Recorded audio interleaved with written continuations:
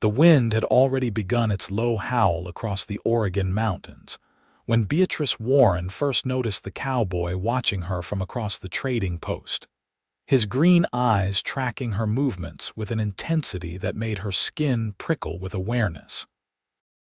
She had arrived in Pendleton 3 days earlier, intending to spend only a single night before continuing her journey south to meet her uncle in California, but the weather had other plans.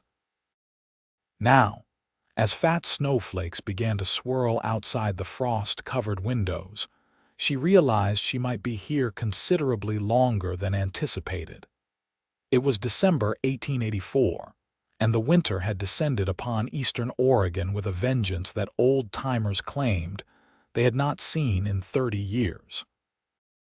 Beatrice stood near the pot-bellied stove in the center of McKinnon's trading post, warming her hands and trying not to think about the supplies she was supposed to deliver, the uncle who would be expecting her, and the life she had carefully planned that seemed to be slipping further away with each passing hour.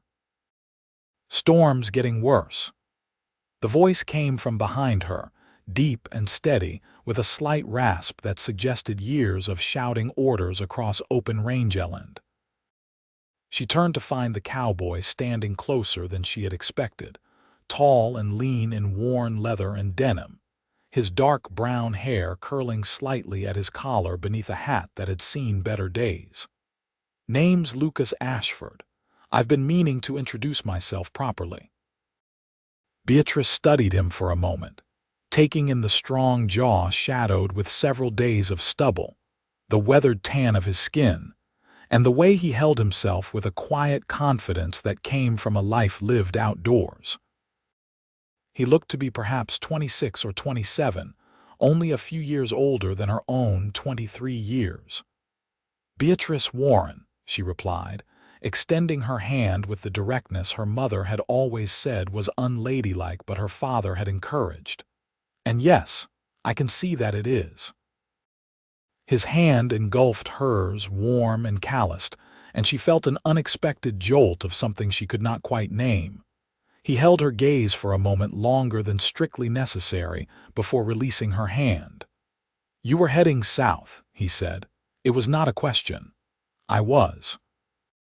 She glanced toward the window, where the snow was now falling so thickly that the buildings across the muddy street had become mere shadows.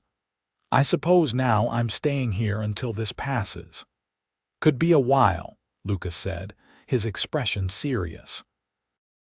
"I've been wintering in these parts for 8 years now. This feels like one of those storms that settles in and doesn't let go. We might be looking at days, maybe even a week or two before the pass is clear enough for travel." Beatrice felt her stomach drop. 2 weeks.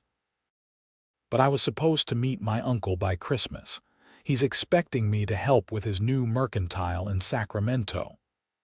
"I'm sorry," Lucas said, and the sincerity in his voice made her believe he truly was. "But trying to travel in this would be suicide. The drifts will be higher than a horse's head by tomorrow morning, and the wind chill could freeze exposed skin in minutes. You're safer here, even if it means changing your plans." She wanted to argue, to insist that there had to be another way, but she had grown up in Montana territory and knew enough about mountain winters to recognize the truth when she heard it. With a sigh, she nodded. "Then I suppose I should speak with Mr. McKinnon about extending my stay." "Already done," came a gruff voice from the back of the store. Hamish McKinnon emerged from behind a tower of supply crates, a burly Scotsman with a gray beard that reached halfway down his chest. "Saw this coming yesterday."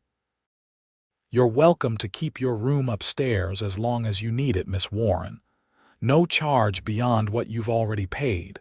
Wouldn't be Christian to do otherwise." "That's very generous," Beatrice said, genuinely touched. "Thank you." "Don't thank me yet," McKinnon said with a wry smile. "You might be sick of the sight of these walls before this is over, and you'll be earning your keep if you're willing. My wife could use help with the cooking and such. We've got 7 people sheltering here now, and more might arrive before the worst hits." Of course, Beatrice agreed immediately. I'm happy to help however I can. She felt Lucas's eyes on her again and turned to find him watching her with an expression she could not quite read. What? She asked, more sharply than she intended. Nothing, he said, but there was the hint of a smile playing at the corners of his mouth. Just thinking you're taking this better than most would. Would you prefer I dissolve into hysterics? She asked archly. No, madam, he said, and this time the smile broke through properly, transforming his weathered face into something quite handsome. I definitely would not. By nightfall, the storm had become a howling beast that shook the trading post's thick log walls and sent snow driving horizontally past the windows. 8 people now huddled in the main room, drawn together by circumstance and the primal human need for company in the face of nature's fury. Besides Beatrice, Lucas, and the McKinnons, there were 2 trappers heading back to their winter camps, a traveling preacher with rheumy eyes and gentle hands, and a young married couple who had been caught on their way to visit family in La Grande. Beatrice helped Mrs. McKinnon prepare a simple supper of salt pork, beans, and cornbread, working efficiently in the cramped kitchen space behind the main store. Sarah McKinnon was a spare, energetic woman with keen blue eyes that seemed to miss nothing. That Lucas Ashford is a good man, she said casually as she stirred the beans. Known him since he first came to Pendleton, lost his family to cholera back in Kansas, came west to start over. Beatrice felt her chest tighten with unexpected sympathy. That's terrible. Was 8 years ago now, Sarah continued. He's built himself a good life here, has a ranch about 15 miles northwest of town, raises some of the finest horses in the territory. Does well for himself from what Hamish says. Never married, though plenty of girls have tried. He's particular, I suppose. Beatrice recognized matchmaking when she heard it and chose not to rise to the bait. I'm sure he has his reasons. Sarah gave her a knowing look, but said nothing more on the subject. They carried the food out to the main room, where makeshift tables had been assembled from boards and barrels. The group gathered around, and the preacher said grace in a wavering voice that somehow carried over the wind's shriek. Beatrice found herself seated next to Lucas, acutely aware of the warmth radiating from his body and the way his shoulder occasionally brushed against hers in the cramped space. "How long have you been on the road?" he asked as they ate. 3 months, she replied, surprised by how good it felt to talk about it. My father died last spring. My mother passed when I was 12, so there was nothing left for me in Montana. My uncle wrote and offered me a position helping him establish his business in California. It seemed like the right time for a fresh start. I'm sorry about your father, Lucas said quietly. It's hard losing people. It is, she agreed, meeting his eyes and seeing genuine understanding there. But you keep going because that's what they would want. Yes, he said, you do. They talked through the meal, discovering shared experiences despite their different paths. Lucas told her about his ranch, his voice warming with obvious pride as he described the horses he bred and trained. They're mostly quarter horses, he explained. Good ranch stock, sturdy and smart. But I've been experimenting with crossing them with some Mustang bloodlines, trying to get animals that have the size and temperament for work but the endurance and sure-footedness of the wild horses. It's going well. You sound like you love it, Beatrice observed. I do, he admitted. It's the first thing I've done that felt truly mine, you know. Something I built from nothing, on my own terms. She understood that better than he might have guessed. That's how I feel about this journey, about starting over in California. For the first time in my life, I get to decide what comes next. Must be exciting, he said, but there was something wistful in his expression, and a little terrifying. Both, she agreed with a laugh. Definitely both. After supper, the group settled in for the evening. The two trappers produced a worn deck of cards and invited anyone interested to join them in a game. The young couple retired to their corner, speaking softly to each other. The preacher dozed by the fire, his hands folded over his rounded stomach. Beatrice helped Sarah clean the dishes, then accepted Lucas's invitation to sit with him near the window, where they could watch the storm's fury. "I've never seen snow like this," she admitted. "Even in Montana, we had some warning, some sense of when the worst was coming. This just appeared." "Mountain weather," Lucas said. "It can turn on you in an hour. I once saw a day start out sunny and warm enough to shed your coat, then end with 3 feet of snow and temperatures that froze the water in the horse's trough solid. You learn to read the signs, but even then, nature does what it wants." They sat in comfortable silence for a while, watching the snow pile higher against the window panes. Beatrice felt oddly at peace despite the situation, content in a way she had not experienced in months. Perhaps it was the warmth of the fire, or the sound of quiet conversation around them, or simply the relief of having her decision made for her. But she suspected it might be something more, something to do with the steady presence of the man beside her. "Tell me about your ranch," she said impulsively. "What's it like?" Lucas's expression softened, his eyes distant as though he was seeing something far beyond the storm-shrouded window. "It's in a valley, protected on 3 sides by hills. There's a creek that runs year-round, with cottonwoods and willows along the banks. The house is small, just 3 rooms, but I built it myself and it's solid. The barn is bigger. I spent 2 years getting everything just right before I brought in my first horses." He paused, a slight smile crossing his face. "Spring is the best time. The whole valley turns green and there are wildflowers everywhere. The foals are born and they're all legs and curiosity, running around like they can't believe how big the world is." "It sounds beautiful," Beatrice said softly. "It is," he agreed. "It's home." She heard the weight he put on that last word and understood it completely. Home was not just a place but a feeling, a sense of belonging that she had been seeking since her father's death. Perhaps that was what drew her to Lucas's descriptions, the way he spoke of his ranch with such obvious love and pride. It was what she hoped to find in California, that sense of having arrived at the right place. "What will you do when the storm breaks?" she asked. "Go back to your ranch?" "Eventually," he said. "But first, I need to make sure you get where you're going safely." Beatrice blinked in surprise. "I beg your pardon." Lucas turned to face her fully, his expression serious. "The pass south will be dangerous even after the snow stops. You'll need someone who knows the country, who can read the conditions and find the safest route. I'm offering to guide you." "That's very kind," she said carefully, "but I couldn't ask you to go so far out of your way. Don't you need to get back to your horses?" "My foreman will look after things," Lucas replied. "And it's not out of my way if I choose to make it my way. Besides, I wouldn't sleep well knowing you were out there alone, trying to navigate those mountain roads in winter conditions." There was something in his tone that made Beatrice's heart skip. "You don't even know me," she pointed out.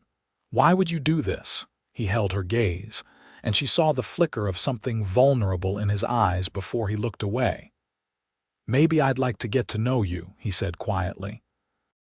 "And maybe I've learned that when something feels right, you don't question it too much.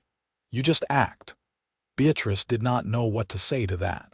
Part of her wanted to refuse, to insist on her independence and capability. But another part, a deeper part, recognized the sincerity of his offer and the unexpected pull she felt toward this quiet, steady cowboy who spoke of home with such reverence. "Can I think about it?" she asked finally. "Of course," Lucas said. "We've got time." Indeed, they had more time than anyone might have wished. The storm raged for 3 straight days without pause, piling snow against the trading post until the first-floor windows were nearly buried.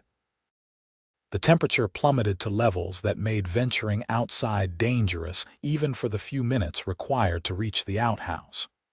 The group of 8 settled into an uneasy routine, marking time by meals and the gradual progression of daylight through the snow-dimmed windows. Beatrice found herself drawn to Lucas again and again. They talked for hours, sharing stories of their pasts and dreams for their futures. She learned that he was 28, that he had 2 younger sisters he had not seen since leaving Kansas, that he loved to read whenever he could get his hands on books, and that he had taught himself to play the harmonica during long, lonely evenings at his ranch. He learned that she had worked as a schoolteacher in Montana, that she had a talent for numbers and bookkeeping that her uncle wanted to utilize, that she loved thunderstorms and the smell of sage after rain, and that she secretly wrote poetry though she had never shown it to anyone. On the 4th day, the storm finally began to ease. The wind died down to occasional gusts, and the snow fell more gently, almost lazily. But when Hamish McKinnon forced open the front door, they all stared in shock at the wall of white that greeted them. The snow had drifted higher than a tall man's head in places, creating an alien landscape of curves and hollows that bore no resemblance to the town they remembered. "Sweet mercy," the preacher whispered. "How will we ever dig out of this?" Slowly, Hamish said grimly. "And together." The men took turns shoveling, carving a narrow path from the door to the street. It was exhausting work, made more difficult by the bitter cold that seeped through even the warmest clothing. Lucas worked alongside Hamish and the trappers, his breath pluming white in the frozen air. Beatrice watched him from the window, noting the efficient economy of his movements and the way he paused regularly to check on the others, making sure no one was pushing themselves too hard. By the end of the day, they had cleared a path to the street and helped several neighbors dig out their own doorways. The town was slowly coming back to life, with smoke rising from chimneys and people calling to each other across the snow-choked roads. But it was clear that normal life was still a long way off. "The pass won't be clear for weeks," Lucas told Beatrice that evening as they sat together by the fire. "Even with the snow stopping, it's too deep for wagons or coaches. Riders on horseback might make it through, but it would be dangerous." "So I'm stuck here," Beatrice said, trying to keep the frustration from her voice. "For now," Lucas agreed. "But Miss Warren, being stuck somewhere isn't the worst thing if you're with good people." She looked at him, at the genuine warmth in his eyes, and felt her frustration melt away. "No," she agreed softly. "I suppose it's not." The days that followed fell into a pattern. The weather remained bitterly cold but clear, with brilliant blue skies that seemed to mock the frozen world below. More people ventured out, clearing paths between buildings and checking on neighbors. Word spread of families struggling with dwindling supplies, and the community rallied, sharing what they had. Beatrice threw herself into helping wherever she could, cooking meals for those in need, reading to children growing restless with cabin fever, and helping Mrs. McKinnon tend to an elderly woman who had developed a nasty cough. Lucas was always nearby, it seemed. He helped organize work crews to clear the main streets, rode out with other ranchers to check on livestock trapped in the surrounding hills, and somehow still found time to chop wood for families running low on fuel. Beatrice found herself watching for him, her heart lifting inexplicably whenever he walked through the trading post door, stamping snow from his boots and bringing with him a blast of cold air and that particular vitality he carried. One evening, nearly 2 weeks into their unexpected stay, Lucas approached her with something hidden behind his back and an almost boyish expression on his face. "I have something for you," he said. "What is it?" she asked, curious. He produced a small leather-bound book, its cover worn soft with age. "I found it among the goods in the back room. Hamish said I could give it to you. It's poetry, Wordsworth and Coleridge. I remembered you said you liked poetry." Beatrice took the book with trembling hands, touched beyond words by the gesture. "Lucas, this is wonderful, thank you." "I thought you might like something to read," he said, almost shyly. "I know you've been working hard, helping everyone. You deserve something for yourself." She looked up at him, this strong, capable man who had just revealed a thoughtfulness that made her chest ache with unnamed emotion. "Will you read some with me?" she asked impulsively. They found a quiet corner away from the others, and Beatrice opened the book to a random page. It was Kubla Khan, and she read it aloud softly, aware of Lucas listening intently beside her. When she finished, he was quiet for a long moment. "That's something," he said finally. "The way he puts words together, it's like painting a picture you can see in your mind." "Yes," Beatrice agreed. "That's exactly what it is." They read more poems together, their heads bent close over the small book, and Beatrice felt something shift between them. It was no longer just attraction or the camaraderie born of shared circumstances. It was something deeper, a recognition that went beyond words.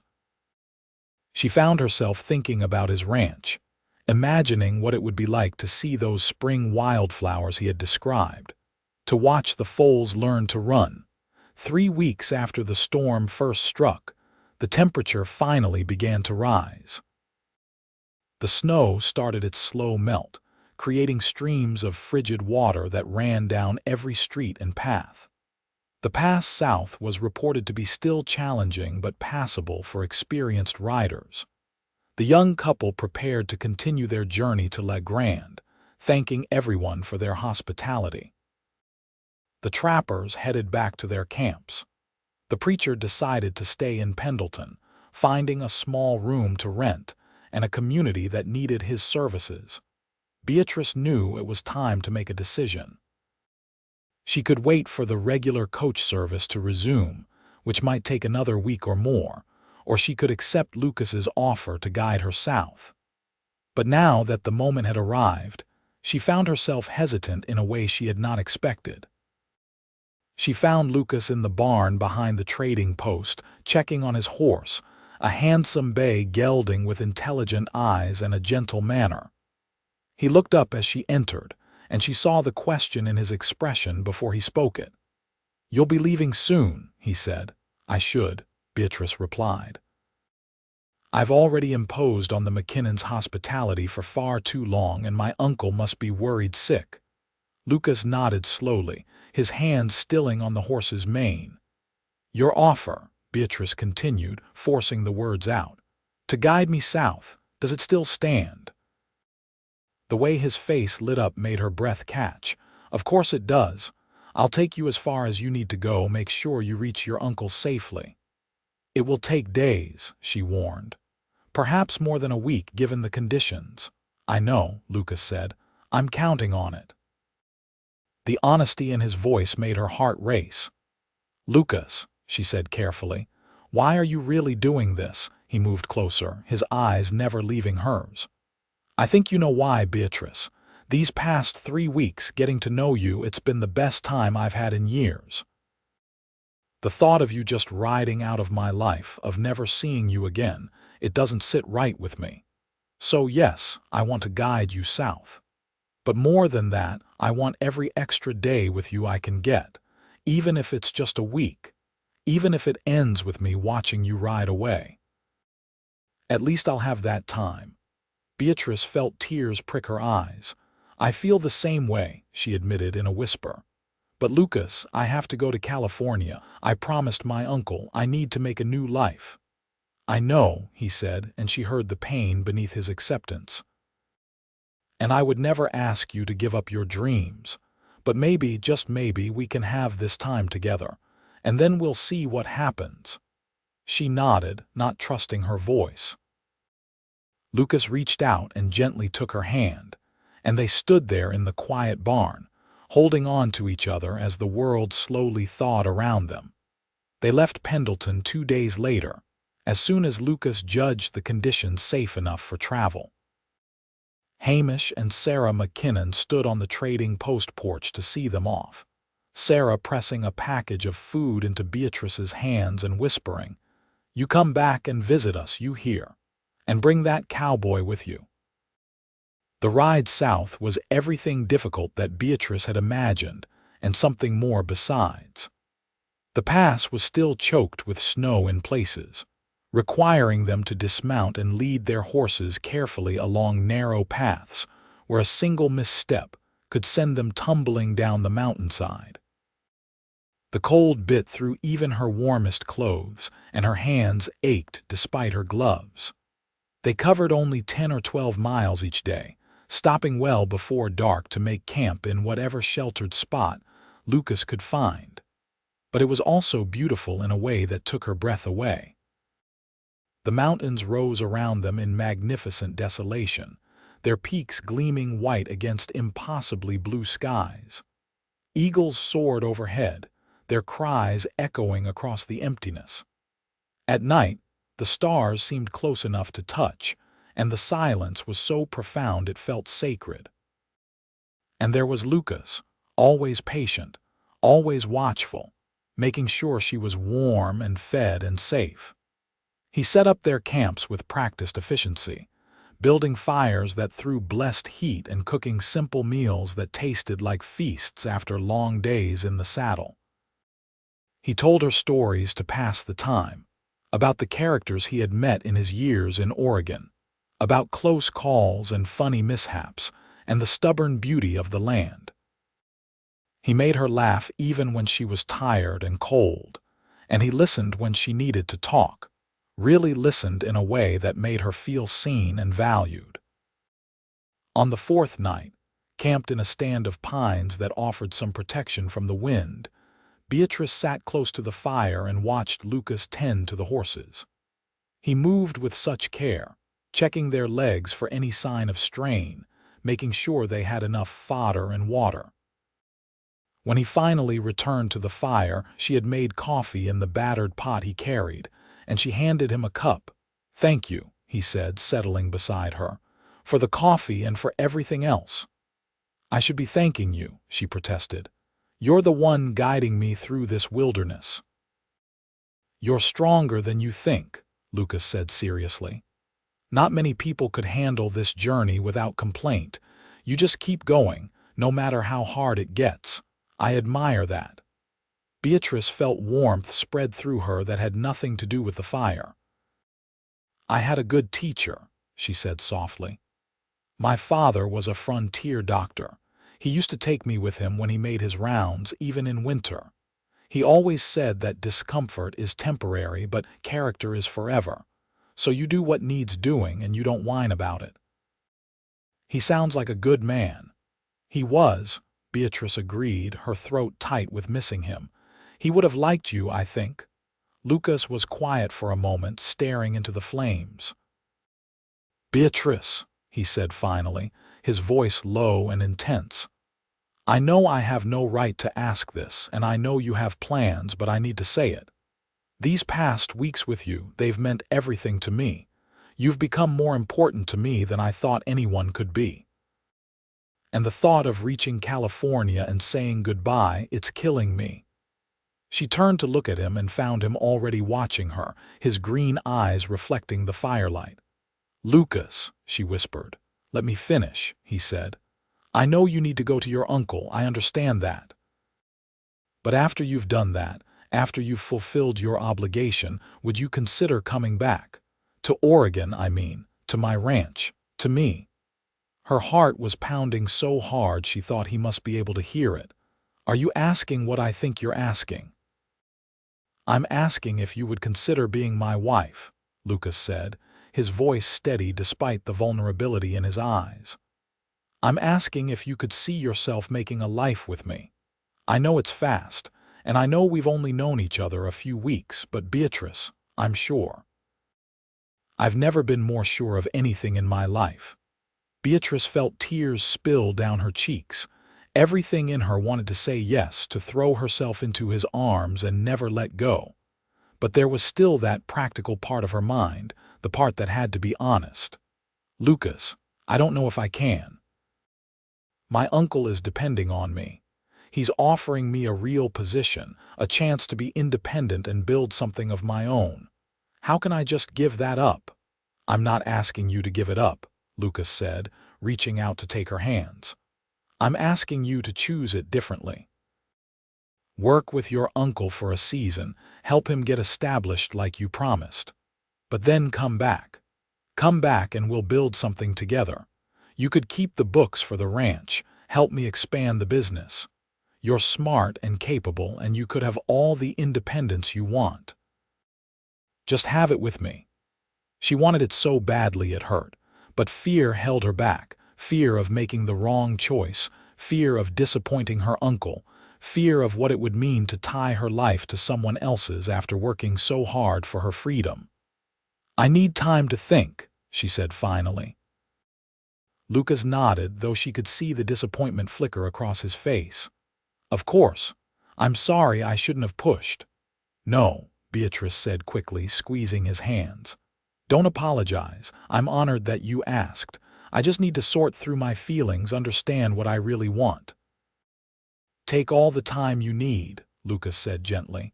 "Just promise me you'll consider it, really consider it." "I promise," she whispered. They sat together in the firelight, hands clasped, and Beatrice felt the weight of the decision pressing down on her. She knew what her heart wanted. But could she trust it? The remaining days of their journey took on a bittersweet quality. They talked less, but somehow the silence between them felt fuller, weighted with everything unsaid. Lucas remained attentive and kind, but there was a carefulness to him now, as though he was afraid of pushing too hard and driving her away. Beatrice found herself memorizing every detail about him, the way he sat his horse, the sound of his laugh, the feel of his hand helping her over rough ground. They descended from the mountains into the Sacramento Valley, where the snow had given way to rain and mud. The landscape changed around them, becoming greener and more settled, with farms and small communities appearing with increasing frequency. Beatrice felt a growing sense of dread with each mile, knowing they were drawing closer to the end of this suspended time together. On the 10th day after leaving Pendleton, they rode into Sacramento. It was a bustling city, far larger and more civilized than anything Beatrice had seen in months. The streets were crowded with wagons and people, and buildings rose 2 and 3 stories high. Lucas asked directions and led them through the chaos to the address Beatrice had given him, a modest storefront on a busy commercial street with living quarters above. They dismounted, and Beatrice stood staring at the door, her stomach in knots. "This is it," she said unnecessarily. "Beatrice," Lucas said, and she turned to find him standing close, his eyes searching her face. "Before you go in, I want you to know something. No matter what you decide, these weeks with you have been a gift. You've reminded me what it feels like to connect with someone, to care about someone beyond myself. I'll always be grateful for that. And I'll be at the hotel on 5th Street for 3 days in case you need anything. After that, I'll head back to Oregon." She felt tears threatening again. "Lucas," the door burst open, and a rotund man with kind eyes and thinning gray hair rushed out. "Beatrice, dear God, is that you? We've been beside ourselves with worry." "Uncle Thomas," Beatrice said, forcing a smile as he enveloped her in a crushing hug. "I'm so sorry. I was trapped by the storm in Oregon. Never mind that, now you're safe, that's all that matters," Thomas Warren said, pulling back to look at her properly. His gaze shifted to Lucas, standing quietly to the side. "And who's this?" "This is Lucas Ashford," Beatrice said. "He guided me through the mountains when the pass was still dangerous. I wouldn't have made it here without him." Thomas pumped Lucas's hand enthusiastically. "Then you have my deepest gratitude, sir. Please come inside, both of you. You must be exhausted." "Martha," he called into the shop. "Martha, come quickly. Beatrice is here." The next hour passed in a blur of introductions and explanations. Martha Warren, her uncle's wife, fussed over Beatrice with maternal concern, insisting she eat something and rest. Thomas peppered them both with questions about the storm and the journey. Lucas answered politely, but seemed to grow more withdrawn as time passed. Finally, he stood and announced that he should be going. "Nonsense," Thomas said.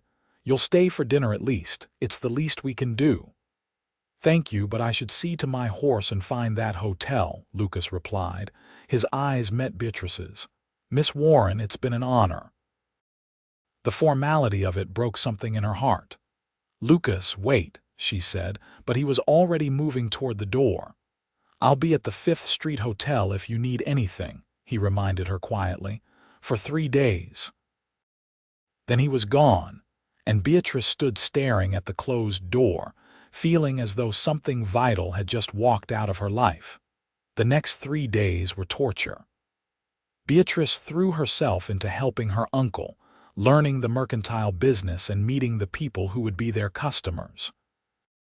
Thomas and Martha were wonderful, welcoming her into their home and their lives with genuine warmth. The work was interesting, exactly the kind of challenge she had been seeking. It should have been everything she wanted, but she could not stop thinking about Lucas. She wondered what he was doing, whether he was thinking about her, whether he was disappointed by her silence. At night, lying in the small bedroom her aunt and uncle had prepared for her, she imagined him at his ranch, tending his horses in that valley he had described with such love. She imagined herself there beside him, and the image felt so right it made her ache. On the afternoon of the 3rd day, Martha found her staring out the window instead of working on the inventory she was supposed to be recording. "You're thinking about him," Martha said gently. It was not a question. Beatrice nodded, not trusting her voice. "He's a good man," Martha observed. "That much was obvious in the short time we saw him together, and the way he looked at you, my dear, like you were the most precious thing in the world." "He asked me to marry him," Beatrice said softly, "to come back to Oregon after I've helped Uncle Thomas get established here." "And what did you say?" "I said I needed to think about it. But Aunt Martha, how can I? I came here to build an independent life, to be my own person. If I run back to Oregon to marry a man I've known for only a few weeks, what does that make me?" Martha was quiet for a long moment. "It makes you a woman who knows what she wants," she said finally. "Beatrice, independence is important, but it's not the same as being alone. Real strength isn't refusing to need anyone. It's being able to stand on your own but choosing to stand with someone because they make your life richer. The question isn't whether you can survive without Lucas Ashford. The question is whether you want to." The words hit Beatrice like a physical blow. Martha was right. She had been so focused on proving she did not need anyone that she had forgotten to ask herself what she actually wanted. And what she wanted, with a clarity that left no room for doubt, was Lucas.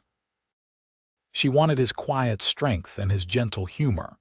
She wanted to see his ranch in spring and help him build his dreams. She wanted to wake up beside him for the rest of her life and build something together that was theirs. "I have to go," Beatrice said, already moving toward the door. "I have to find him before he leaves." "Then go," Martha said with a laugh, "and bring him back for dinner if you can. I want to get to know my future nephew properly." Beatrice ran through the Sacramento streets, her skirts hiked up in a way her mother would have deemed scandalous, dodging wagons and pedestrians. The 5th Street Hotel was on the far side of town, and by the time she reached it, her lungs were burning and her hair had come loose from its pins. She burst through the door to find a startled clerk behind the desk. "Lucas Ashford," she gasped. "What room?" The clerk blinked at her.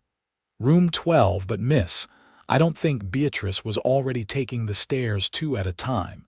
She found room 12 and pounded on the door, her heart racing. For a terrible moment there was no response, and she thought she might be too late. Then the door opened and Lucas stood there, his eyes widening in shock. "Beatrice?"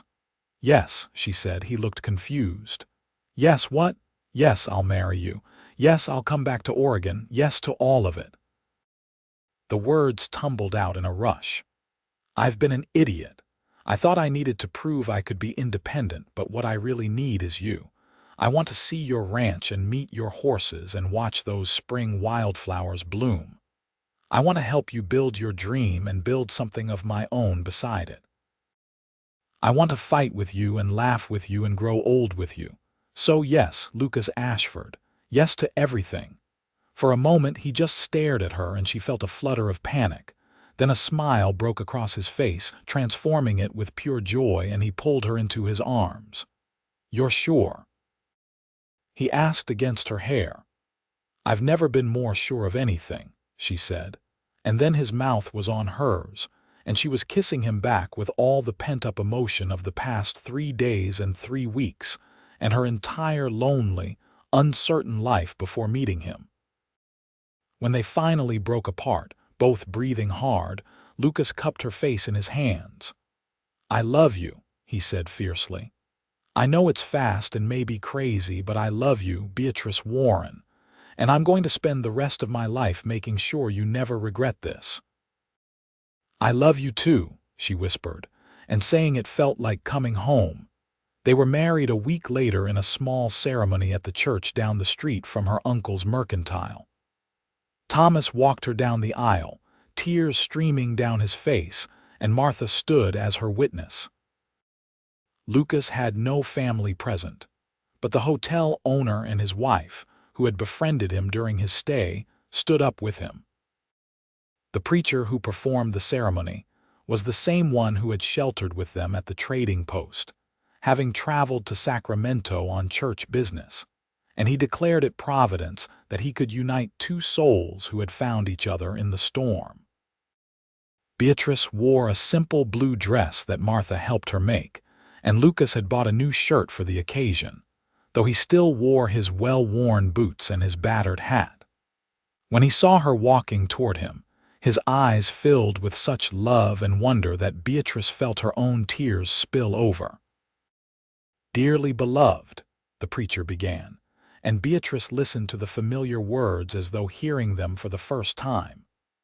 When it came time for their vows, Lucas's voice was strong and sure, and she answered him with the same certainty, pledging herself to him before God and witnesses. "I now pronounce you man and wife," the preacher intoned. "Lucas, you may kiss your bride." And he did, thoroughly and tenderly, while Thomas cheered and Martha dabbed at her eyes and everyone laughed with the joy of it. They spent 2 weeks in Sacramento, Beatrice working frantically to help her uncle get his business to a point where he could manage without her. She taught Martha the bookkeeping system she had devised, helped set up the inventory tracking, and introduced them to the suppliers she had vetted. Thomas protested that she was working too hard, that she should be enjoying her honeymoon, but Beatrice was determined to fulfill her promise to him. "You're a stubborn one," Lucas observed one evening as they lay together in the hotel room that had become their temporary home. "But I love that about you. I just need to know he'll be all right," Beatrice said. "He took me in when I had nowhere else to go. I owe him this." "We'll come visit," Lucas promised.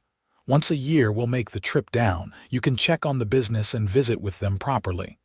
"Really?" Beatrice asked, touched by the offer. "Really," Lucas confirmed. "They're family now, and family is worth the effort."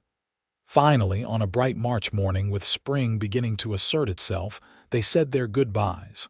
Martha hugged Beatrice tightly and whispered, "Be happy, my dear. And write to us." Thomas shook Lucas's hand and told him to take good care of his niece, or he would answer to him. Lucas solemnly promised he would, and Beatrice saw the respect that had grown between the two men. Then they were riding north, just the two of them and their horses and all the miles ahead. The journey back to Oregon took nearly 3 weeks as they traveled at a more leisurely pace than their desperate push south. The weather was kinder now, with spring rains instead of snow and the landscape awakening from its winter sleep. They camped under the stars and talked about everything and nothing, learning each other's rhythms and preferences and quirks. They passed through Pendleton, stopping to visit the McKinnons and share their news. Sarah took one look at them and declared she had known it would happen, while Hamish just grinned and said Lucas was a lucky man. They spent the night at the trading post, and Beatrice felt a rush of affection for the place that had brought them together. "Hard to believe it's only been 2 months since that storm," she mused as they prepared to leave the next morning. "Best storm of my life," Lucas said with a grin, and she laughed and kissed him. The final leg of the journey took them northwest from Pendleton into the hills where Lucas's ranch lay. As they rode, Beatrice watched the landscape with new eyes, seeing it now as her home.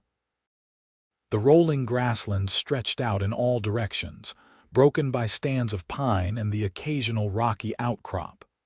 Hawks circled overhead, and she spotted deer grazing in the distance. Then they crested a hill, and Lucas pointed down into a sheltered valley.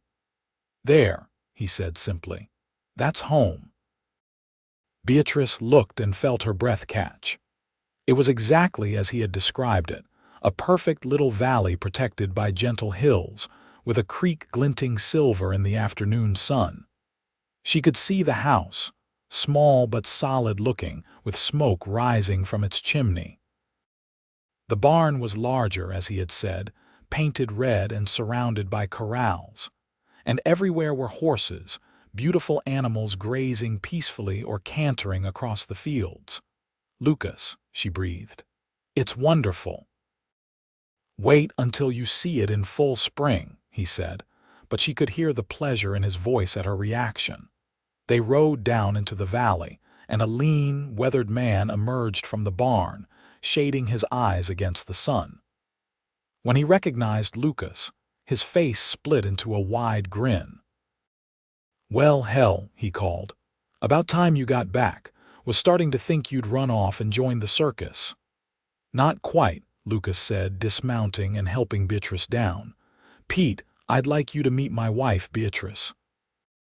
"Beatrice, this is Pete Garrett, my foreman and general keeper of sanity around here." Pete's eyebrows shot up, but he recovered quickly, sweeping off his hat and executing a courtly bow. "Mrs. Ashford, it's a pleasure, and congratulations to you both." "Thank you," Beatrice said warmly. "Lucas has told me how much he relies on you." "Well, someone's got to keep this place running," Pete said with a wink. "Come on, let me show you around while Lucas tends the horses. Fair warning, the house is a bachelor's disaster right now." "I did my best to keep it aired out, but it could use a woman's touch." The house was indeed a bit rough around the edges, but Beatrice saw its potential immediately. The main room had a large stone fireplace, handmade furniture that showed Lucas's care and skill, and windows that let in beautiful light. The bedroom was small but cozy, and the kitchen, while basic, had everything she would need. It was simple and unadorned, but it was solid and real and hers. "I know it's not much," Lucas said that evening as they stood together on the porch, watching the sun set over their valley. "But we can add on, make improvements, whatever you want." "It's perfect," Beatrice said and meant it. "Lucas, this whole place is perfect. Thank you for bringing me here. For waiting for me, for choosing me." He pulled her close, resting his chin on top of her head. "Thank you for choosing me back," he said quietly. "I know you gave up a lot." "I didn't give up anything," Beatrice corrected. "I made a choice, and I would make it again 1,000 times over." They stood there as the sky turned gold and then pink and finally deep purple, and Beatrice felt a peace settle over her that she had never experienced before. This was home. Not just the valley or the house, but this man beside her and the life they would build together. The months that followed were busy and full. Beatrice threw herself into learning the ranch, understanding the rhythms of the work and the needs of the animals. She was a quick study, and soon she was helping with everything from feeding to basic training. She also took over the bookkeeping, as Lucas had suggested, and was appalled to discover his record-keeping had been nearly non-existent. "How have you been managing?" she demanded one evening, surrounded by scattered papers and receipts. "Badly," Lucas admitted with a sheepish grin. "That's why I needed you." She organized his finances, set up a proper accounting system, and within a month had a clear picture of the ranch's operations. To her pleased surprise, Lucas was doing quite well. His horses had a growing reputation, and he had customers willing to pay premium prices for his well-trained stock. With better records and planning, she could see ways to expand. "What if we started breeding specifically for the mining operations up north?" she suggested one evening over dinner. "They need strong pack animals that can handle mountain trails. Your cross-bred horses would be perfect for that." Lucas looked at her with such admiration that she blushed. "That's brilliant," he said. "We could charge twice what we're getting now, and there's definitely a market for it." They talked late into the night, making plans and dreaming together. Beatrice felt her old love of numbers and strategy engage in a new way, applied to something that mattered deeply to her. This wasn't just a job. This was building something that belonged to both of them. Spring bloomed across their valley, and Lucas had been right about the wildflowers. They carpeted the ground in waves of yellow and purple and white, and Beatrice spent hours just walking through them, marveling at their beauty. The foals were born, gangly and curious exactly as Lucas had described, and she fell in love with each one. Summer brought long, golden days of hard work. They hired 2 additional hands to help with the expanding operation. Good men who respected Beatrice and followed her instructions without hesitation. She proved to have a talent for training, particularly with the younger horses, and Lucas often said she had a gift for understanding what they needed. In the fall, they made their first trip to the mining camps, bringing a string of 5 horses trained for pack work.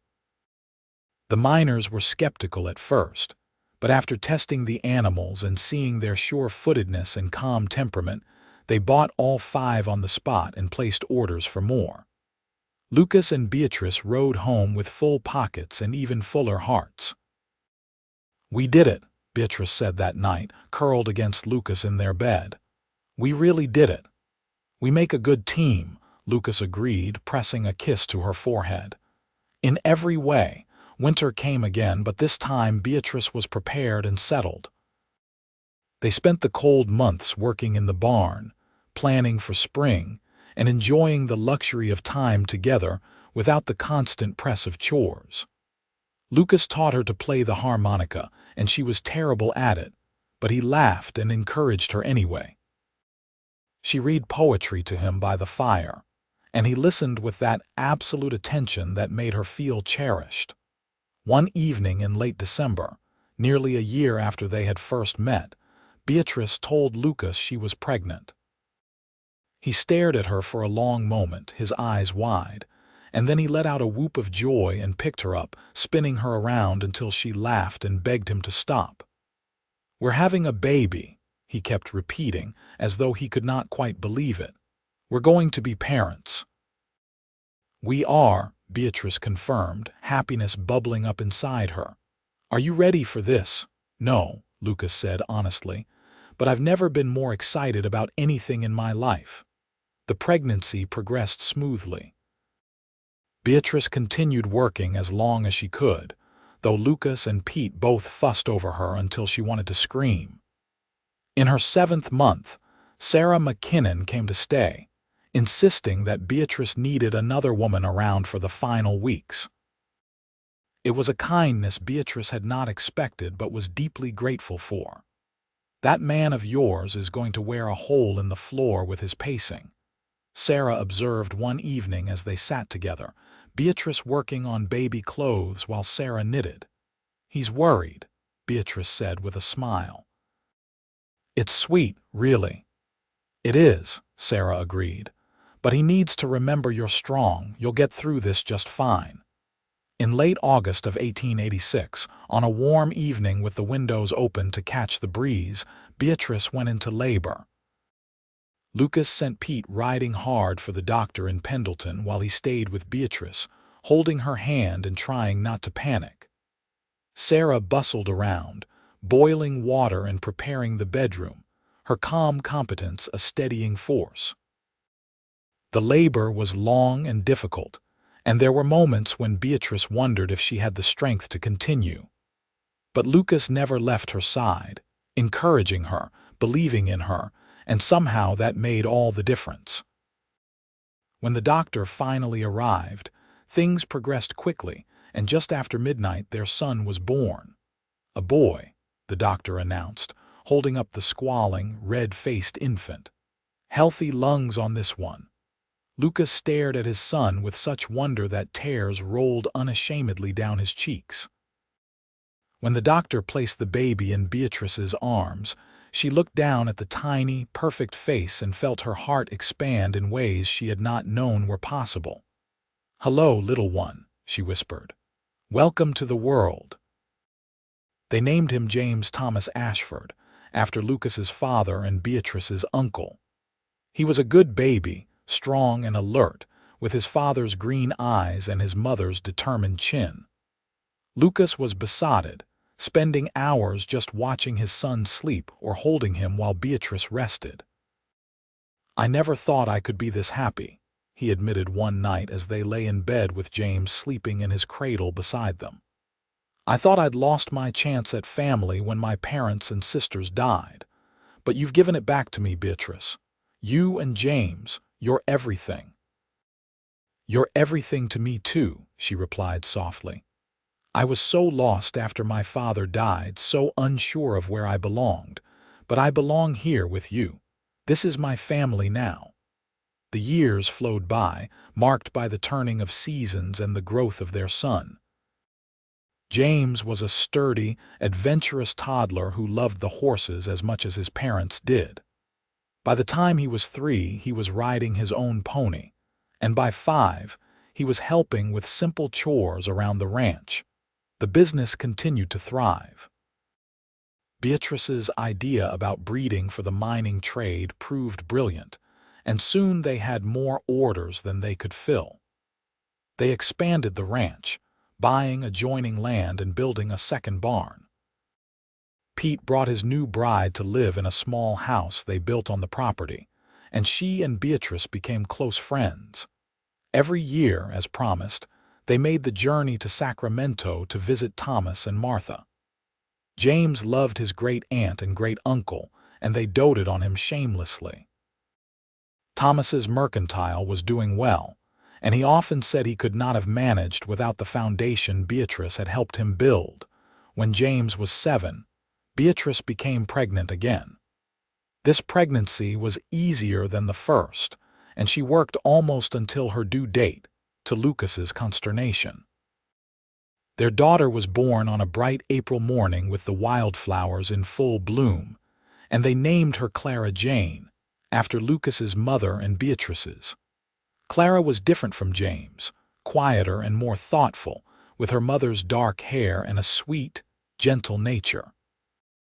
James adored his baby sister and appointed himself her protector, a role he took very seriously. Watching her children play together, Beatrice often felt overwhelmed by gratitude for the life she had built. "You ever regret it?" Lucas asked her one evening as they sat on their porch, now much expanded, watching the sun set over their thriving ranch. "Giving up California, your independence, all those plans you had." Beatrice turned to look at him, this man who had waited 3 weeks in a snowbound trading post just to bring her home, who had loved her when she was too afraid to love herself, who had built this beautiful life with her piece by piece. "Not for a single moment," she said honestly. "Lucas, you didn't take my independence. You gave me a different kind of freedom. The freedom to be myself completely, to build something that matters, to love and be loved without reservation. I wouldn't trade this for anything." He pulled her close, and they sat together in comfortable silence, watching their children play in the meadow while the horses grazed nearby. After a while, James came running up, his face flushed with excitement. "Papa, can we go check on the new foals, please?" "May we?" Beatrice corrected gently. "And yes, after dinner." "I'll take him now," Lucas offered, standing. "Come on, son, let's give your mother some peace." As they walked away hand in hand, Clara toddled over to Beatrice and climbed into her lap. "Mama, tell story," she demanded in her small voice. "What story would you like?" Beatrice asked, settling her daughter more comfortably. "How you met Papa," Clara said immediately. It was her favorite tale, so Beatrice began as she had many times before. "There was a terrible blizzard, the worst in 30 years. I was trapped at a trading post in Pendleton, far from home and afraid I would never reach my destination. But there was a cowboy there, a kind, patient man who saw that I needed help. He waited 3 weeks until the snow finally cleared, and then he brought me home. Not to the place I thought I was going, but to the real home I had been searching for all along." Clara listened with rapt attention, even though she had heard the story countless times. When Beatrice finished, her daughter looked up at her with serious eyes. "And you lived happy ever after?" she asked, needing the reassurance. "And we lived happily ever after," Beatrice confirmed, pressing a kiss to Clara's dark curls. "The happiest life I could ever imagine."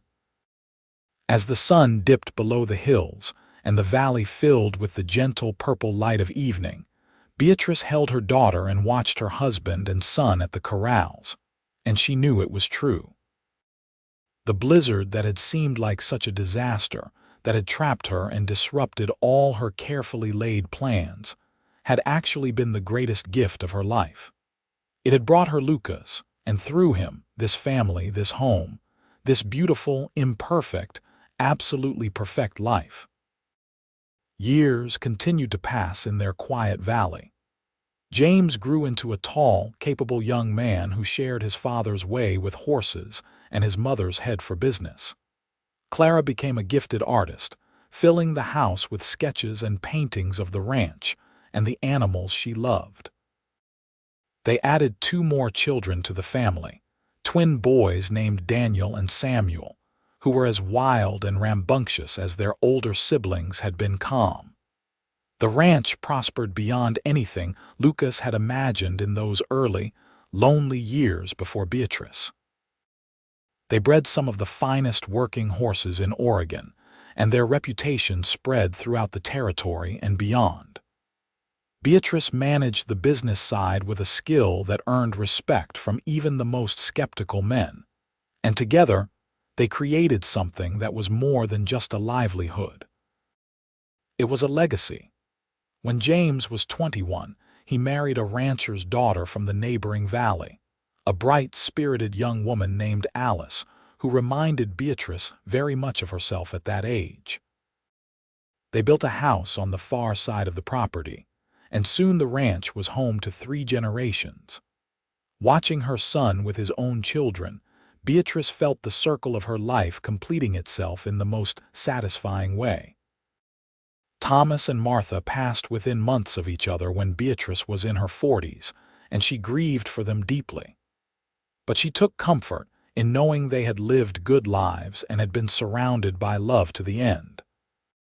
The mercantile was sold, but Beatrice kept the letters they had exchanged over the years, a precious record of the family connection that had meant so much.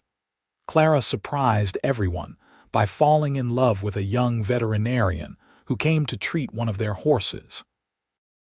He was a gentle, intelligent man who supported her art and encouraged her dreams, and they moved to Portland where he established a practice. Clara continued to paint, gaining some recognition for her landscapes of eastern Oregon, and they returned to the ranch every summer with their children. The twins proved to be excellent horsemen, and they eventually took over more and more of the daily operations, allowing Lucas and Beatrice to step back and enjoy the fruits of their labor. They traveled some, visiting Clara in Portland and exploring parts of the West they had never seen. But they always came home to their valley, because that was where their hearts resided. On a warm spring evening, when Beatrice was 67 and Lucas was 72, they sat together on their porch as they had so many times before. The ranch sprawled around them, bustling with life and activity. Their grandchildren played in the meadow where their own children had played decades before. The valley was green and dotted with wildflowers, and the horses grazed peacefully in the last golden light of day. "Do you remember the first time you saw this place?" Lucas asked, his hand finding hers with the automatic ease of 50 years together. "Like it was yesterday," Beatrice replied, threading her fingers through his. "I remember thinking it was the most beautiful thing I had ever seen. And now?" Lucas asked with a smile. "Now I know it is," she said simply. "Not because of the land or the buildings or even the horses, though I love them all. It's beautiful because it's full of love. The love we built together, the family we created, the life we chose. That's what makes it home." Lucas raised her hand to his lips and kissed it gently. "I would do it all again," he said. "Every minute of waiting in that trading post, every mile of that journey through the snow, every challenge and hardship, all of it, just to end up right here with you." "Me too," Beatrice whispered, her eyes filling with happy tears. "Me too." They sat together as the stars began to emerge one by one in the darkening sky. Around them, their family continued its comforting rhythm of living. And Beatrice thought about that young woman she had been, trapped by a blizzard and terrified of making the wrong choice. She wished she could go back and tell her not to be afraid, that the cowboy waiting patiently would become her whole world, that love was not a cage but wings. But perhaps she did not need to. Perhaps that young woman had known in her heart even before her mind caught up. Perhaps that was why she had said yes to the journey, yes to the risk, yes to everything that followed. The blizzard had trapped her at the trading post. A cowboy had waited 3 weeks just to bring her home. And in doing so, he had given her everything she had ever needed but had been too afraid to want. Not security or comfort or even happiness, though those had come. What Lucas had given her was the courage to be fully, completely herself, and the certainty that she was loved for exactly who she was. That was the real journey, Beatrice realized, not the miles through the snow or the building of a ranch or even the raising of a family.